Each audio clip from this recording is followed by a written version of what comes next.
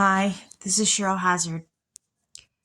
So, one of the things that I'm having to gain an education on is the topic of figure skating and the Olympics and the skaters themselves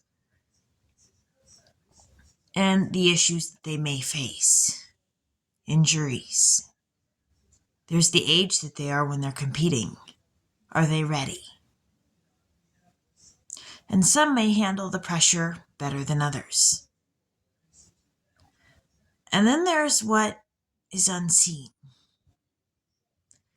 There's the doping scandal of Valeva. And it sounds like under pressure, having been doped up by her coach, she, well, didn't handle the pressure so well. And admittedly, I imagine that if one had to go skate and had drugs in one's body, and not knowing the side effects of what could be that drug, I imagine I'd be wigged out if I was Valeva too. And I don't have the skating chops that Valeva has, certainly not.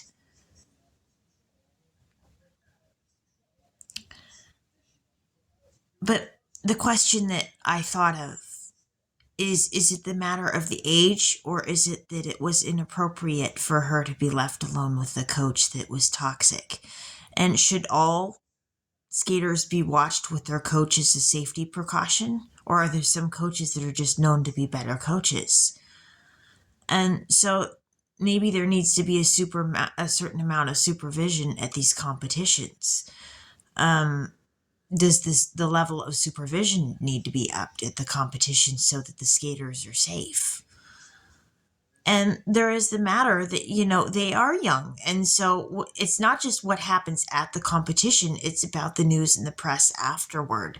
There are long-term things about the skaters' reputations that happen as a result of going to the Olympics and not just that, but the competitions that precede it, because those get to be higher and higher level competitions. And so the skaters become more and more well known as this progresses.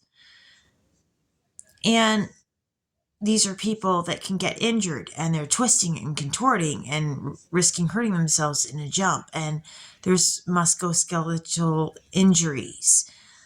And so they're putting themselves on the line to be seen and to put on a performance. And to try to up their game to a new level. And they risk falling down and have to get up again. And they get judged. And it's hard to get judged. But that's a risk they face, and it takes courage. And there's an attitude that these skaters have to have that helps them out. The willingness to try again. The willingness to try a new tactic.